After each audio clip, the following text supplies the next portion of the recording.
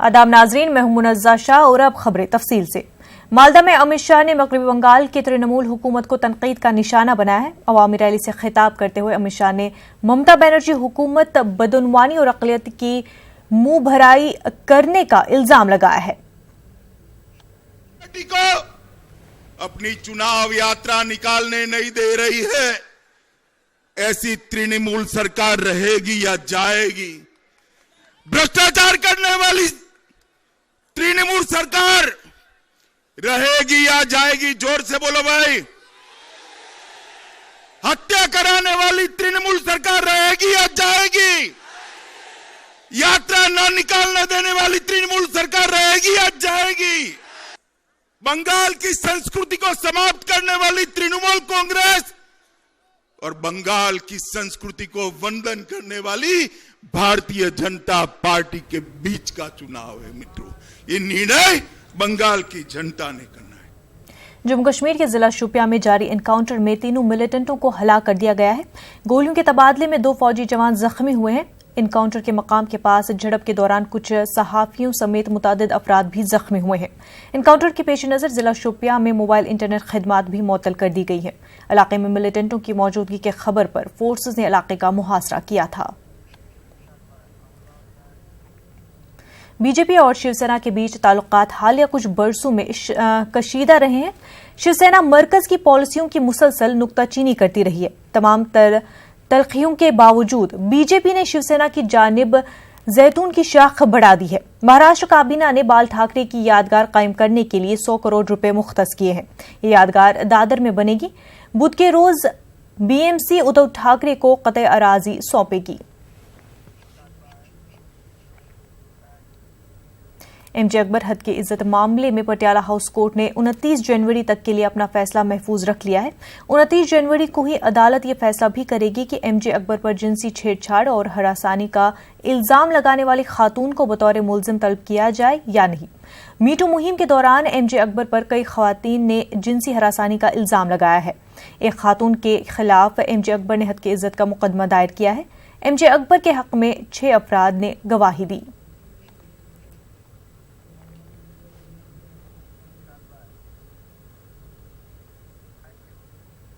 2014 में EVM hack करने के हैकर के दावे पर मरकजी वजीर रविशंकर प्रसाद ने रद्द-ए-अमल जाहिर किया है। मरकजी वजीर ने कहा कि कांग्रेस 2019 में हार का बहाना ढूंढ रही है। रविशंकर प्रसाद ने हैकर की कॉन्फ्रेंस में कपिल सिब्बल की मौजूदगी पर भी सवाल उठाया। रविशंकर प्रसाद ने कहा कि हैकर ने दावा किया तो लेकिन सबूत पेश नहीं किया। श्रीमान सैयद सुजा कहां से प्रकट हो गए भाई? मालूम हुआ कि बहुत बड़े हैकर हैं, आईटी एक्सपर्ट हैं।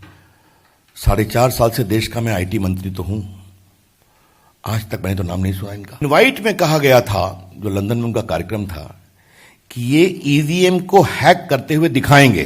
वो कितना बड़ा बकवास कर रहे हैं विदेश की धरती से भारत के लोकतंत्र को बदनाम करने के लिए। उन्होंने कोई सबूत नहीं दिया और न ही अपने को पत्रकारों के द्वारा सवाल पूछने के लिए भी उपस्थित किया, जिसे आप कहते हैं क्रॉस एग्जामिनेशन करना। तो न गवाही, न सबूत, न सवाल, लेकिन देश के ऊपर इतनी बड़ी आरोप लगाने की बात कर रहे हैं। कपिल सिब्बल जी वहां क्या कर रहे थे, ये बात मुझे समझ में नहीं आ रही। किस हैसियत से कपिल सिब्बल वहां उपस्थित थे? मेरा स्पष्ट आरोप है कि कपिल सिब्बल पूरे मामले की कांग्रेस की तरफ से मॉनिटरिंग करने गए थे। इस पूरे आयोजन से क्या 2014 के देश के जनमत का अपमान हो रहा है? क्या यह देश के 90 करोड़ मतदाताओं का अपमान है? और कहा गया कि 14 में हैकिंग से मोदी जी जीते हैं। 2014 के चुनाव में आप याद करिए, यूपीए पावर में थी, हम नहीं थे। तो जो हम सत्ता में थे नहीं, तो फिर भी हमारी इतनी हैसियत थी कि साहब हम हैकिंग कर सकते थे। ये कौन सा लॉजिक है? कांग्रेस लीडर मनीष तिवारी ने रविशंकर प्रसाद के इल्जामात का जवाब दिया। उन्होंने कहा कि कपिल सिब्बल वहां गए तो कोई गुनाह नहीं किया। is a very eminent lawyer, and if Mr. Sibbal decided to go there, it's not that he has committed some insurmountable crime. So therefore, somebody in his individual capacity, the distinguished lawyer that he is, and if he has concerns about how electronic voting machines or the fact that they can be allegedly tampered with impacts on India's democracy, and he chose to be there, I cannot understand what is the brouhaha about it. Uttar Pradesh Shia Waqf board के chairman Wasim Rizvi ने एक बार फिर मदारिस पर निशाना साधा है। वजीर-ए-आजम नरेंद्र मोदी को लिखे खत में उन्होंने मदारिस को बंद करने का मुतालबा किया है। वसीम रिजवी के मुताबिक मदारिस में ISIS के नजरियात को फरोग दिया जा रहा है। मदरसे मुसलमानों को समान शिक्षा से दूर कर रहे हैं। देवबंद और वहाबी मदरसे मुसलमान बच्चों में इस्लाम का गलत प्रचार करके उन्हें जिहाद के लिए तैयार कर रहे हैं। कट्टरपंथी मानसिकता उनके जहनों में भरी जा रही है। अगर ऐसा ही चलता रहा तो 15 साल के अंदर हिंदुस्तान में आधे से ज्यादा मुसलमान ISIS की विचारधारा का समर्थक होगा। इन्हीं देवबंद और वहाबी मदरसों से हिंदुस्तान में जिहाद की लड़ाई शुरू होगी। हमको अपने बच्चों को इनसे बचाना होगा। हमने भारत के प्रधानमंत्री को पत्र लिखकर कहा है कि हिंदुस्तान में प्राइमरी मदरसों को बंद किया जाए और अगर कोई बच्चा दीनी तबलीग के लिए मदरसों में पढ़ना चाहता है तो उसे हाई स्कूल के बाद ही मदरसे में प्रवेश दिया जाए। ये हमारे मुल्क हिंदुस्तान में मदरसों की बेशुमार खिदमत रही हैं और आज भी मदरसे पूरे मुल्क में तालीम के मैदान में मुल्क की खिदमत अंजाम दे रहे हैं, जिसका कोई भी तंजीम या कोई भी शख्स इनकार नहीं कर सकता। और ये भी एक तारीख़ी हकीकत है कि हमारे मुल्क की आज़ादी में मदरसों का सबसे अहम और इम्पोर्टेंट रोल रहा है। इस वजह से जो लोग भी मदरसों के ख़िलाफ़ बयानबाजी देते हैं, दर हकीकत उसके पीछे उनका अपना कोई पॉलिटिकल और सियासी मकसद होता है। बहरहाल इससे मदरसों की इम्पोर्टेंस में और अहमियत में और इजाफा होता है और होता रहेगा इंशाअल्लाह। नाज़रीन, बिहार मदरसा एजुकेशन बोर्ड के साबिक चेयरमैन मौलाना एजाज अहमद इस वक्त हमारे साथ जुड़ चुके हैं। मौलाना एजाज अहमद साहब, आपका खैर मकदम है न्यूज़ 18 उर्दू में। एजाज साहब, सबसे पहले आपसे इस पूरे मामले पर आपका क्या रद्द अमल है वो जानना चाहेंगे। जी, इसमें एक ऐसा मसला है, फारसी की बहुत मशहूर कहावत है जी, दाना दुश्मन और नादान दोस्त। वसीम रिजवी साहब नादान दोस्त हैं और इससे बीजेपी की सभी खराब होती है जी। उन्होंने जो कुछ किया है, लिखा है, वो बीजेपी को जलील करने के मुताबिक है जी। आज तक की तारीख में हिंदुस्तान के किसी एक मदरसे से ये साबित नहीं हो सका।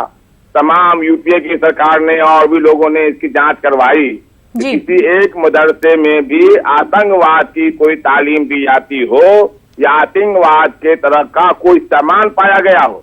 मदरसा की तालीम तो देश बनाने के लिए दी जाती है, गरीबों पर मदद करने के लिए दी जाती है, बड़ों की इज्जत करने के लिए दी जाती है, छोटों का आदर करना सिखाता है, दबे कुचले को आगे लाने की मदद सिखाता है। ये मदरसे की तालीम है। मैं वसीम रिजवी साहब को ये कहना चाहता हूँ कि वो पूरे हिंदुस्तान की किताबों को जो अरबी या फारसी या उर्दू में है उसका मुताला करके वो सिर्फ इतना साबित कर दे किसी भी जराए से कि साहब इन किताबों में आतंकवाद के खिलाफ तालीम दी गई है तो मैं उसको मानूंगा।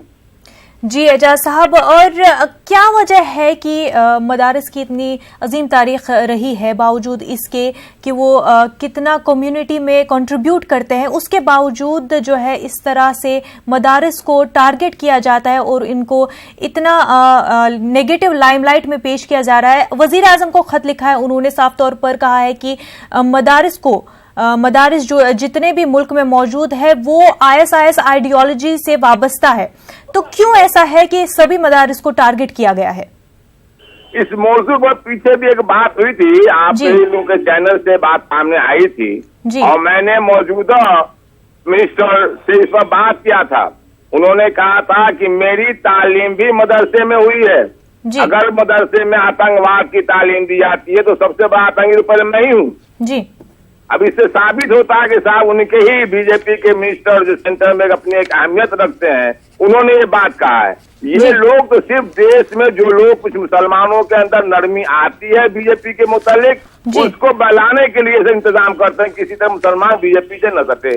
माननीय मुख्यमंत्री, माननीय प्रधानमंत्री नरेंद्र मोदी ने तो कहा ही है कि हम मदरसे में एक तरफ कुरान देंगे और एक तरफ जो नौकरी देंगे और सबका साथ करेंगे और सबका विकास करेंगे।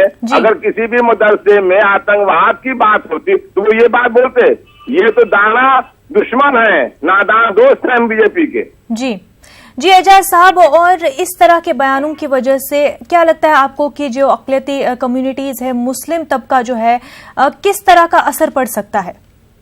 नहीं, इससे तो सरकार के खिलाफ ही न मिजाज बनता है कि सरकार के इशारे पर ऐसे नादान लोग बोल करके सरकार के लोगों को हटाना चाहते हैं। सरकार में इमेज खराब होता है मायावती के खिलाफ, मायावती का लोगों का विश्वास टूटता है सरकार से, जिस सरकार के इशारे पर ये लोग बोलते हैं। इसलिए हमारी तो ये मांग होगी सरकार से कि ऐसे लोगों पर सख्त कार्रवाई की जाए, मायावती को यकीन में लिया जाए, भरोसा दिलाया जाए। जी एजाज साहब, क्या कोई मुस्लिम इदारे सामने आएंगे इस पूरे मामले को रोकने के लिए? क्या कोई लीगल एक्शन लिया जाएगा मुस्लिम इदारों की जानिब से?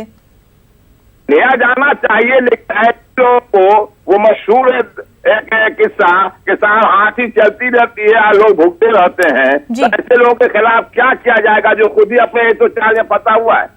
ये तो 100 किस्म के चार्जों में मौजूद हैं। जी एजाज साहब, वसीम रिजवी जो है शिया वक्फ बोर्ड के चेयरमैन है, ऐसे में उनकी तरफ से इस तरह का बयान आना, क्या इस वजह से जो मुस्लिम समाज है उसके अंदर भी जो है कहीं ना कहीं रिफ्ट पड़ सकता है? जो शिया सुनी है, क्या उनमें किसी तरह का रिफ्ट इस तरह के बयानों की वजह से पड़ सकता है?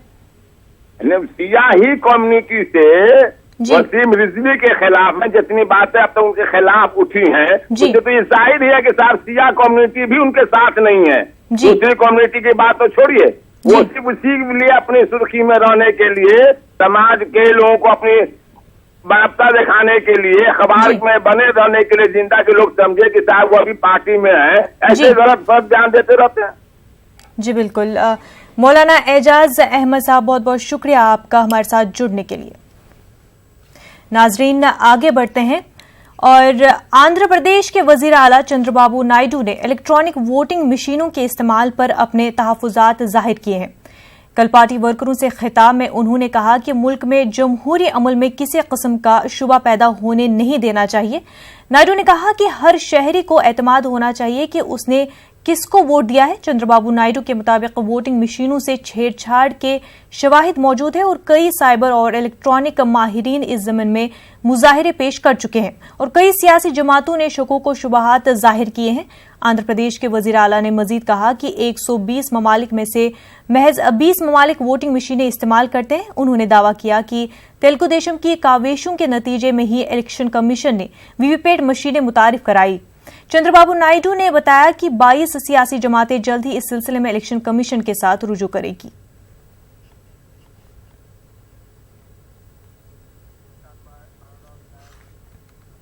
वज़ीर-ए-आज़म नरेंद्र मोदी ने वाराणसी में हो रहे प्रवासी भारतीय दिवस से खिताब किया। उन्होंने खिताब के दौरान कहा कि हमने हिंदुस्तान के लोगों की फिक्र बदल दी है, अब हिंदुस्तान को दुनिया संजीदगी से देखती है। कहते थे कि भारत बदल नहीं सकता, हमने इस सोच को ही बदल डाला है।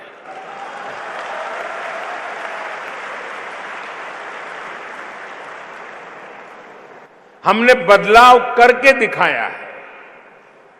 साथियों, दुनिया आज हमारी बात को, हमारे सुझावों को पूरी गंभीरता के साथ सुन भी रही है और समझ भी रही है। अनेक मामलों में दुनिया की अगुवाई करने की स्थिति में है। इंटरनेशनल सोलर अलायंस यानी आईसा ऐसा ही एक मंच है।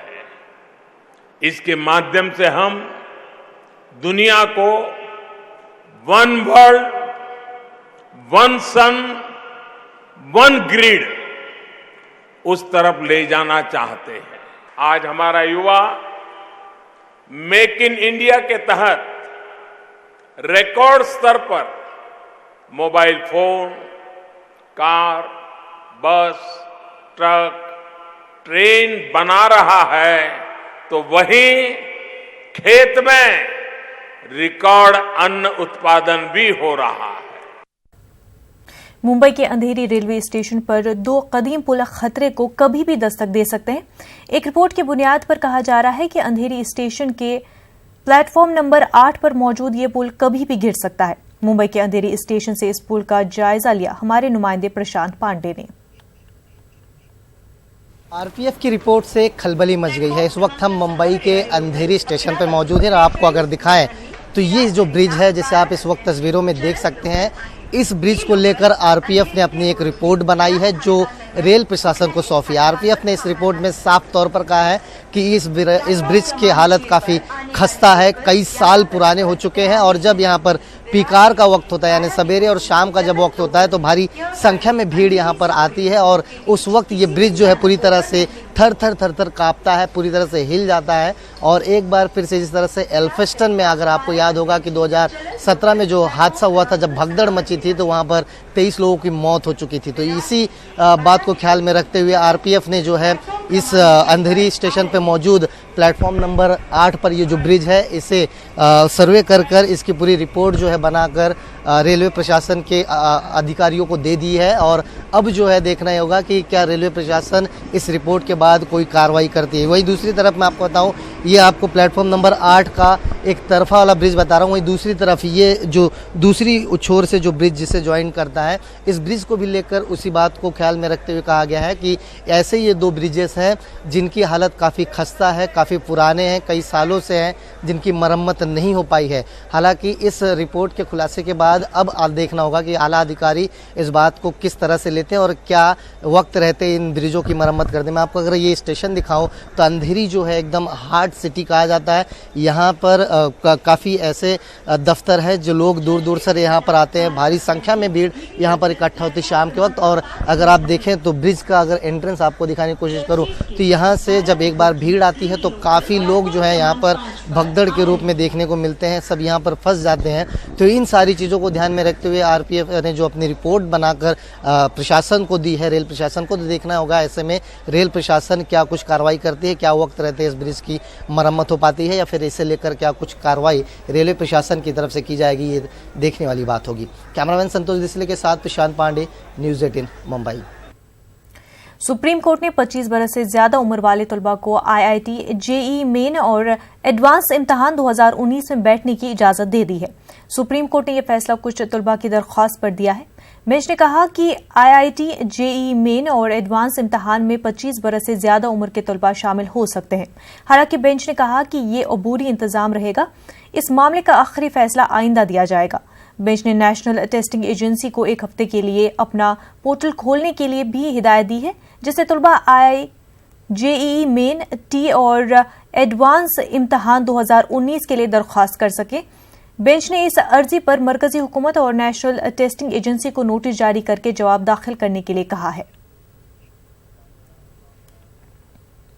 जम्मू श्रीनगर कौमी शाहराह बर्फबारी के सबब आज भी बंद रही। इस बीच उधमपुर में भी सैकड़ों की तादाद में छोटी और माल बरदार गाड़ियां दरमांदा हो गई है। फिसलन की वजह से ट्रैफिक हुक्काम ने उधमपुर में तमाम गाड़ियों को एहतियात के तौर पर रोक दिया है। उधमपुर में बारिश लगातार जारी है, इस वजह से मुसाफिरों को काफी मुश्किलात का सामना है। जिला इंतजामिया उधमपुर ने लगातार हो रही बारिश की वजह से तमाम स्कूलों को बंद रखने की हिदायत जारी की है।